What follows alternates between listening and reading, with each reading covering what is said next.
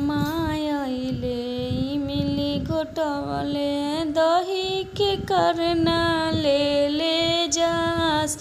मामा आइले इमली घोटवले दही के करना ले जास। कुत्ता के भके भके लबदा चलवनी मामा काय काय करते जास। कुत्ता के भके भके लबदा चलवनी मामा काय काय करते जा।